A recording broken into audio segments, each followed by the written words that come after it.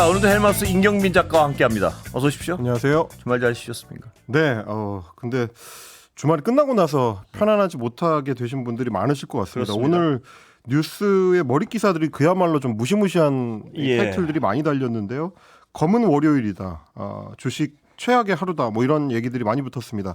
미국발 경기 침체 공포 때문에 주가가 오늘 폭락을 하면서 코스피 지수 같은 경우는 지난 금요일하고 비교하면 234.64% 포인트가 떨어졌습니다. 그래서 8.77% 하락이고요. 2,500선이 깨지면서 2,441.55로 거래를 마쳤고요. 종가 기준으로 봤을 때는 역대 최대 하락폭이 나왔습니다. 역대 최대요. 그렇습니다. 뭐 오늘 아침부터 여러 가지로 속 시끄러우신 분들이 많으셨을 것 같습니다. 장을 열자마자부터 이제 폭락이 시작이 됐고요. 오전 11시쯤에는 코스피 200 선물 지수에 대해서 사이드카, 그러니까 잠깐 거래를 정지시키는 겁니다. 5분 동안 멈춰놨는데 이때 좀 진정이 되면 상관이 없는데 오후 1시에 그래도 진정이 안 되는 바람에 코스닥에 대해서도 코스닥 150 선물 지수, 코스닥 150 지수에 대해서도 매도 사이드카가 역시 마찬가지로 5분 동안 발동이 됐습니다. 근데도 진정이 안 돼서 오후 2시 14분께에는 코스피가 8% 넘게 떨어지는 일이 일어나가지고요.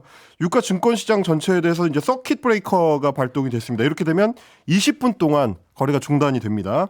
코스닥에도 마찬가지로 1시 56분부터 서킷 브레이커가 발동이 돼서 4년여 만에 처음으로 양대 시장에 대해서 둘 다 서킷 브레이커가 발동이 되는 그런 일까지 있었습니다. 거래 20분 뒤에 이제 거래가 다시 풀렸을 때는 코스피 지수는 그보다 더 떨어져가지고 10% 넘게 떨어지면서 잠깐 2,400선이 붕괴되는 일도 있었는데 어쨌든 마감은 2,400을 조금 넘겨서 2,441.5로 마감을 했습니다.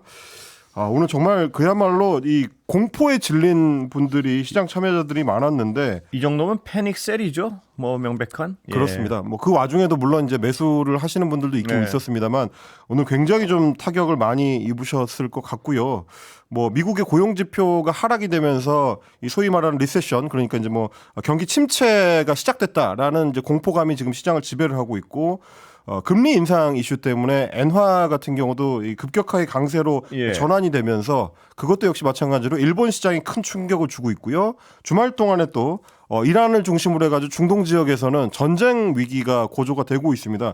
여러모로 봐도 주식시장에 좀 좋을 만한 호재가 될 만한 것들은 없다 보니까 이거 괜찮은 거냐 이런 걱정들을 하시는 분들이 많은 것 같습니다. 저도 낮에 한번 들여다보고 잠깐 주가 잠깐 뭐 제가 하는 건 아니고요. 그냥 인터넷에 떠 있는 거 들여다보고 이게 무슨 일인가 싶었어요. 근데 악재가 겹쳤다는 어떤 기사도 보고 했는데 이게 그렇다고 이 정도로 떨어질 일인가? 그렇죠.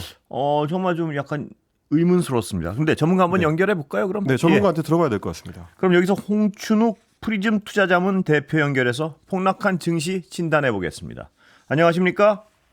네, 안녕하지 못하지만. 안녕하지 못하시죠. 그쪽 계시면. 정말 힘드네요.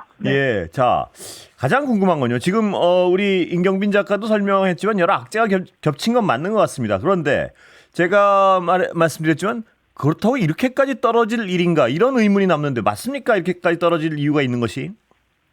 그렇게는 없죠. 글로벌 증시가 최근에 많이 오르긴 했지만 사실 그 돈 빌려 주식을 투자하는 걸 이제 저희는 신용 투자라고 그러지 않습니까?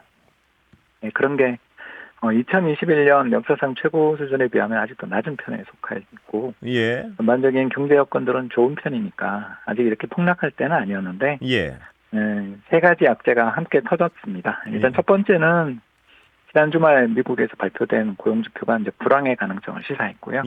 여기다가 휴식하는 휴일 중에 발표된 지난 2분기 그러니까 4, 5, 6월 매매 보고서들이 발표가 되는데 거기서 워렌 버핏이 애플 주식을 절반이나 팔아치운 것으로 나오면서 뭐 거의 투자의 귀재 아니겠습니까? 이분이 이제 차익을 실현했다라는 소식을 들으면서 시간외 거래에서 애플 주가 폭락했고요. 이제 마지막으로 엔캐리 트레이드라고 해서 이제 저평가된 또는 저금리의 엔화 자산을 빌려서 이걸로 이제 고금리 자산에 투자하는 걸 캐리 트레이드라고 하는데 이게 이제 지난주 있었던 또 일본 중앙은행의 금리 인상으로 인해서 청산될 거라는 공포 속에 엔화 가치가 치솟고 이제 반대로 엔에서 돈을 빌려서 딴 데로 갔던 자산들이 붕괴될 거라는 공포가 가세하면서 이제 금융시장에 어떻게 보면 이제 매도의 매도를 부르는 방아쇠가 됐다고 볼 수 있습니다. 예. 자, 불안 공포는 현실화될까요? 어떻게 보세요, 자 시장에서는?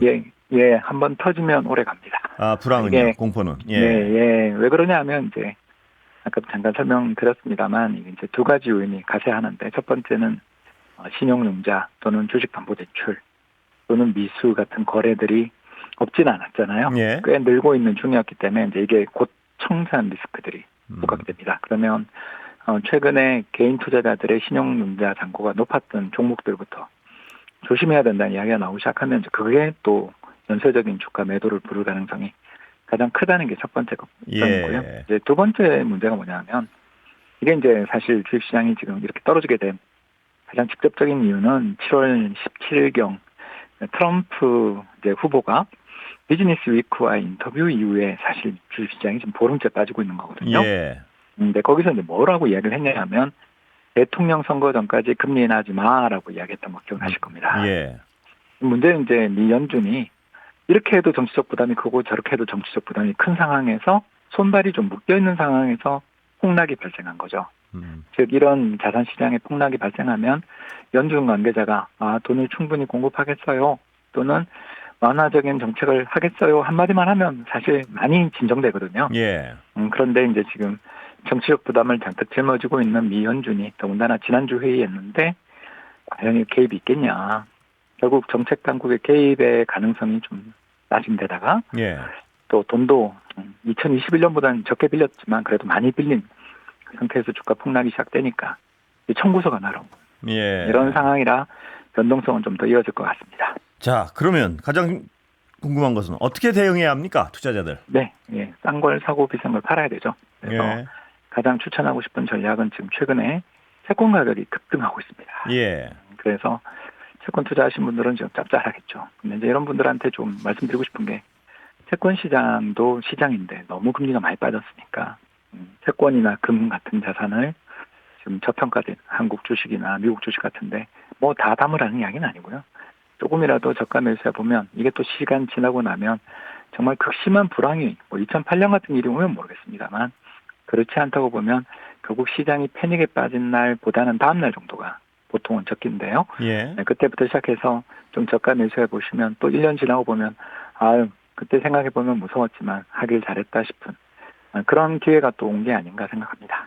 그런데 채권은 마지막 하나 질문드리고 끝내겠습니다. 채권은 앞으로도 약간 좀 전망이 좋은 거 아닌가요? 이자율 맞습니다. 예. 하루에 근데 0.4%씩 금리가 빠질 일이냐라는 거죠. 예. 너무나 좀 급격히 빠졌단 말씀이시죠? 예, 특히 이제 미국 국채가 그렇게 빠진 건 이건 좀 시장이 일종의 이제 패닉 거기는 이제 패닉 바이겠죠. 예. 예. 예, 양쪽의 시장이 지금 한쪽은 너무 또 심한 버블로 한쪽은 너무 심한 붕괴로 가다 보니까 예. 일단 시장이 변동성은 계속되겠지만 이게 또 길게 보는 분들에게는 또 투자의 기회가 되더라라는 이야기였습니다. 예. 오늘 말씀 여기까지 듣겠습니다. 감사합니다. 감사합니다. 홍춘욱 프리즘 투자자문 대표였습니다. 자. 네. 주식 투자하십니까 혹시? 뭐 저는 이제 연금저축이라든지 예. 뭐 IRP라든지 뭐 이런 그 상품을 통해 가지고 예. 장기 투자 전략으로 대응하고 있습니다. 오늘 좀 놀랐습니까? 뭐 오늘 안 놀란 사람은 없을 것 같아요. 근데 이제 우리 시장의 소위 이제 동학개미 투자자들이라고 하는데 예. 우리 시장 투자자들 같은 경우는 2010년대 이후로 워낙 이제 크게 떨어졌다가 또 크게 올랐다가 하는 걸 경험을 많이 해서 예. 그런지 뭐 이럴 때 이제 울면서 죽는다라는 말이 있을 정도로 또 글쎄요. 대응하시는 분들은 또 대응하시는 것 같습니다. 근데 이게 지금 홍 대표는 지금 저감에서는 어느 정도 해보는 것도 좋다 이 말씀하셨는데 또 뭐 불황의 깊이가 어디까지 갈지는 누구도 모르는 거니까요. 누구도 모르는 거기 때문에. 예, 이게 참 쉽지 않습니다. 이게 뭐 쉬우면 다들 돈 벌겠지만 저 같은 사람들은 이럴 때 이제 현금이 없어서 다행이다라고 생각을 하게 되는. 네. 현금 있으면 들어가는 스타일이시군요. 네네. 예. 자, 다른 얘기 좀 넘어가 볼까요? 네. 지난 2일 금요일 오후엔데요. 많은 기자들하고 야당 정치인들한테 검찰로부터 한 통의 문자 메시지가 전달이 예. 됐습니다.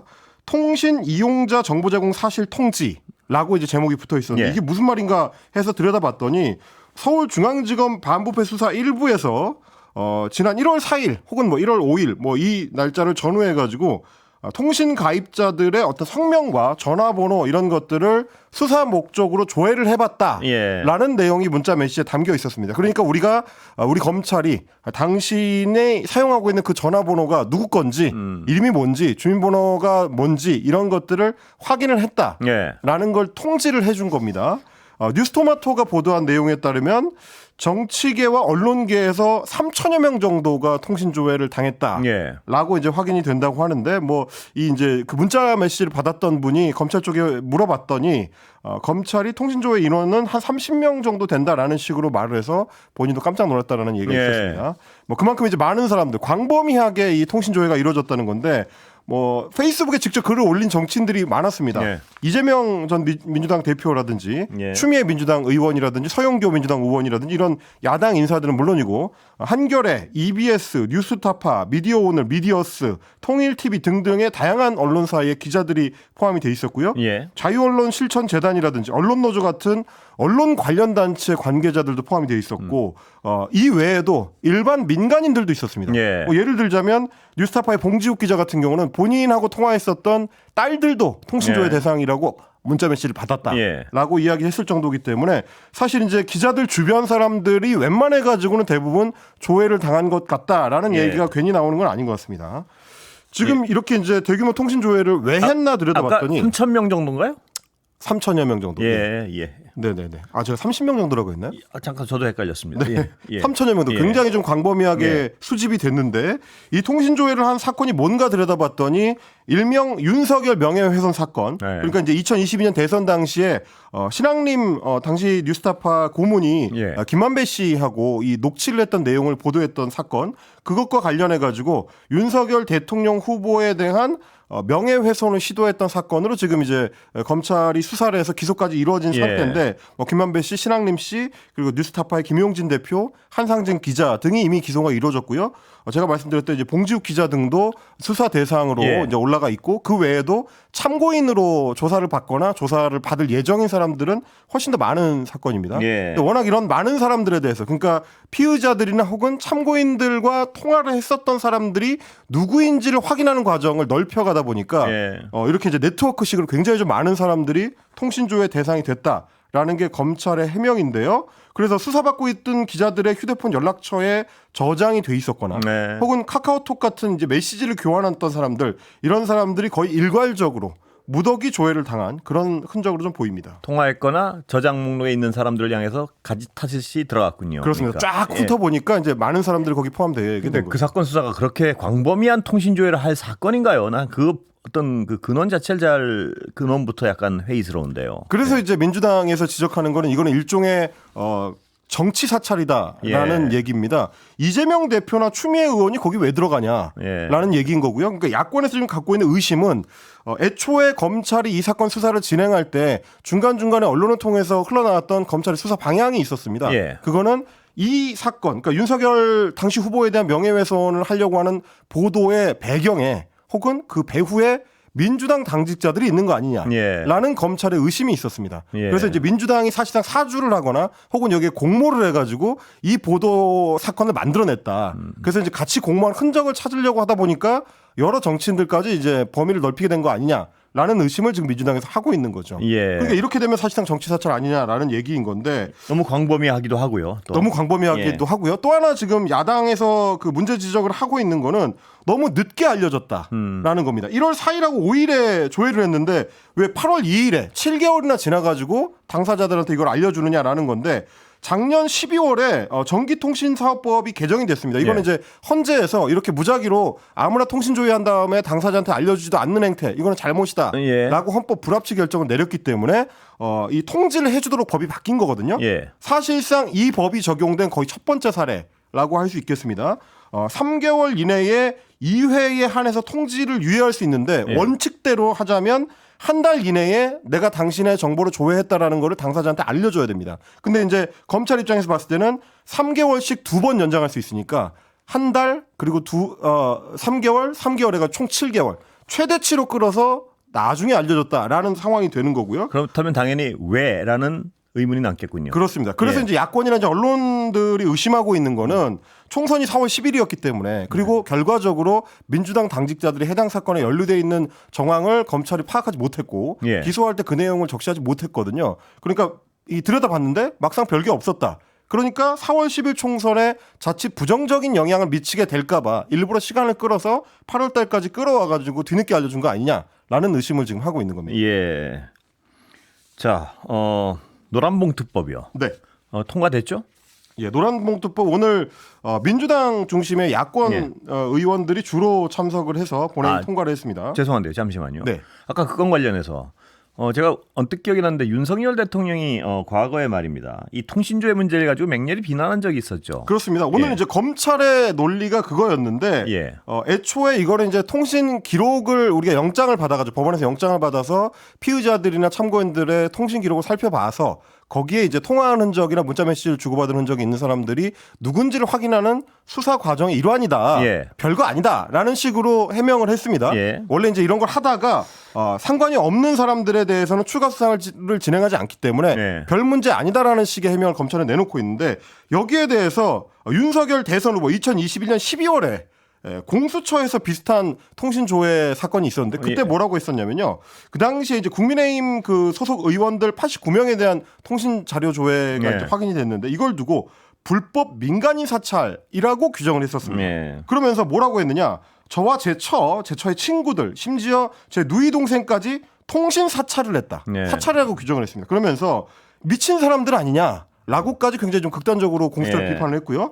이걸 놔둬야 되겠냐? 이 김진욱 공수처장 당장 구속 수사해야 되는 거 아니냐라고 이야기를 하면서 40년, 60년 전 일도 아니고 이런 짓거리를 하고 백주 대낮에 거리를 활보하느냐?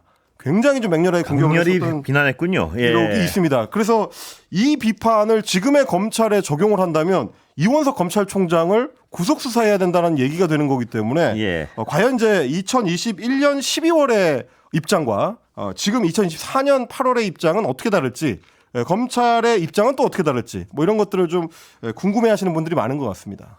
그렇게 다른 입장이 너무 많아서요. 근데 사실 이제 이 부분은 조금 그 논의가 필요한 것이 헌재에서 헌법 불합치 결정을 내려주기 전까지만 하더라도 예.